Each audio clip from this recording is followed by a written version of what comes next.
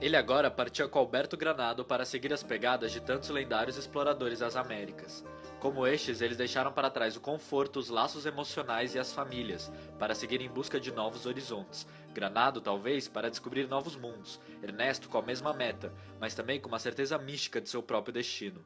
E assim, Ernesto e seu amigo foram caminhar na trilha dos conquistadores, mas enquanto estes últimos tinham sede de conquista, os dois primeiros seguiram com um propósito bem diferente. Ernesto Guevara e Alberto Granado, dois grandes amigos, saíram de Buenos Aires, na Argentina, no dia 4 de janeiro de 1952, em uma jornada que mudaria suas vidas completamente.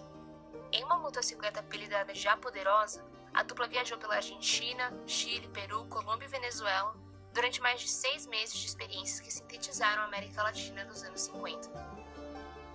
Os amigos, ao planejarem a viagem, não contavam com o efeito transformador que ela teria em suas vidas. Tendo entrado em contato direto com a distante realidade de injustiça e de pobreza que as populações estavam sujeitas, Guevara e Granado vivenciaram de perto indígenas marginalizados, camponeses expulsos de seus pequenos pedaços de terra, famílias sem acesso a um médico, mineradores em condições desumanas e leprosos excluídos da sociedade. A dupla se deparou com uma América Latina bem diferente daquela exposta pelos livros. Ao olhar para a América Latina hoje, tem-se o reflexo de sua história desde a colonização. Segundo André Gunder Frank, em sua obra Capitalism and Underdevelopment in Latin America, os países atualmente mais afetados pela pobreza são aqueles que mais produziram bens que foram exportados para a Europa durante o colonialismo, ou seja, os que possuem os laços mais estreitos com a metrópole. Entretanto, assim que os negócios decaíram, essas regiões foram abandonadas. Hoje, o continente prossegue inserido no cenário de exportação, fornecendo aos países ricos produtos com baixíssimo custo, para que ainda assim consigam competir no mercado internacional. Dessa maneira, Rui Mauro Marini explica na Dialética da Dependência que as burguesias desses países implementam a superexploração do trabalho, para que seja possível acompanhar a competitividade do mercado. Através dessa ampliação da mais-valia, a precariedade das condições de trabalho, os baixíssimos salários e as longas jornadas se instalam em todos os setores, acentuando o caráter deformado das condições sociais latino-americanas, já que aqueles que produzem não conseguem se tornar mercado consumidor daquilo que eles próprios produziram, deixando para apenas a alta esfera da sociedade, que é dona dos meios de produção, o papel de consumir. A divisão internacional do trabalho significa que alguns países se especializam em ganhar e outros em perder. Nossa comarca no mundo, que hoje chamamos de América Latina, foi precoce. Especializou-se em perder desde os remotos tempos em que os europeus do Renascimento se aventuraram pelos mares e lhe cravavam os dentes na garganta. Passaram-se séculos e a América Latina aprimorou suas funções.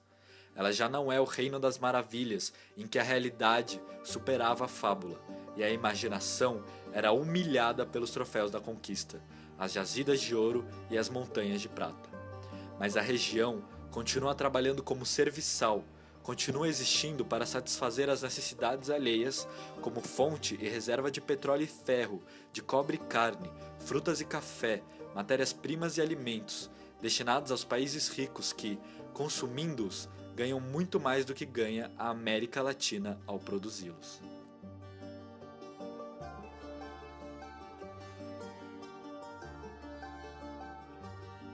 Em prol da exploração do ouro branco, o açúcar e outros produtos agrícolas, a mata nativa foi destruída e os indígenas expulsos. Em seu lugar, latifúndios se estabeleceram. Em toda a América Latina existiram ciclos muito rentáveis para as coroas, como o açúcar no nordeste do Brasil ou o cacau na Venezuela. No entanto, com a concorrência vinha a decadência. Atualmente, há injustiças que vão de encontro com a dignidade humana. Homens aceitam quantias em centavos por dia para trabalhar no campo. Às vezes são até vendidos a baixos preços como se fossem mercadorias, podendo-se afirmar que nestes locais, um homem vale menos que sua tumba. Tudo por não possuírem outra opção. Não bastando, ainda é comum que pequenos agricultores tenham suas terras tomadas à força por fazendeiros de maior influência na região. A concentração de terras pode ser considerado um motivo para essa situação, já que pouquíssimos têm acesso à terra, sendo a reforma agrária uma discussão muito debatida atualmente. Entretanto, No mundo agrícola latino-americano, grandes empresas multinacionais possuem a maioria das plantações, sendo quase impossível fazer uma reforma completamente efetiva pela influência política que essas empresas têm. Desenterrados em sua própria terra, condenados ao êxodo eterno, os indígenas da América Latina foram empurrados para as zonas mais pobres, as montanhas áridas ou o fundo dos desertos, à medida que avançava a fronteira da civilização dominante. Os índios padeceram e padecem, síntese do drama de toda a América Latina, a maldição de sua própria riqueza. Quando o colonizador chegou, tanto a cultura quanto a população indígenas foram destruídas, tendo em vista a busca pelo ouro e pela prata. Toda a riqueza sugada era levada para Portugal ou Espanha, que serviam como intermediários para que essa chegasse a outros países europeus. Cidades como Potosí e Ouro Preto foram tão exploradas que suas reservas, que pareciam infinitas, foram esgotadas, de forma que o colonizador abandonou-as, deixando uma ferida aberta e seus moradores se perguntando como uma cidade que deu tudo ao mundo não tem mais nada. Como na agricultura, grandes multinacionais também controlam a mineração, chegando ao ponto de influenciarem politicamente os países que possuem minas. Os países sul-americanos vendem os minérios a preços mais baixos do que os do mercado para essas empresas. Os mineradores, em suas longas jornadas de trabalho, são submetidos a situações de risco extremo, como explosões, desmoronamento e doenças pela inalação de substâncias tóxicas, de modo que sua expectativa de vida é cortada pela metade, aumentando a rotatividade e a permanência da lei de oferta e demanda, facilitando ainda mais os lucros dessas empresas. Ao adentrar os túneis subterrâneos das minas, os trabalhadores sabem dos riscos que correm. Porém, para eles, esse trabalho é necessário para o seu sustento, levando-os a se agarrar em crenças e religiosidades como forma de conforto e sensação de segurança na vida que eles levam. De cada 2 crianças nascidas nas minas, morre uma pouco tempo depois de abrir os olhos.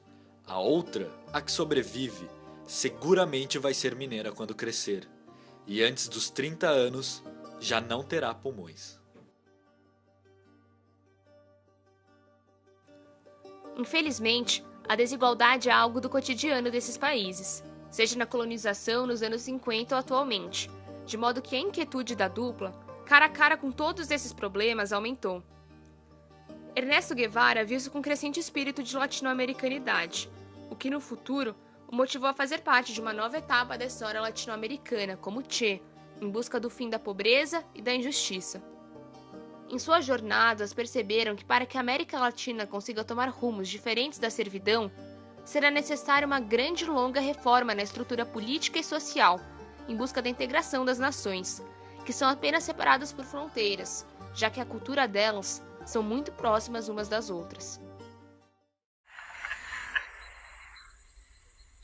Aunque lo exiguo de nuestras personalidades, nos impide en estos casos ser voceros de su causa. Creemos, y después de este viaje más firmemente que antes, que la división de América en nacionalidades inciertas e ilusorias es completamente ficticia. Constituimos una sola raza mestiza desde México hasta el Estrecho de Magallanes.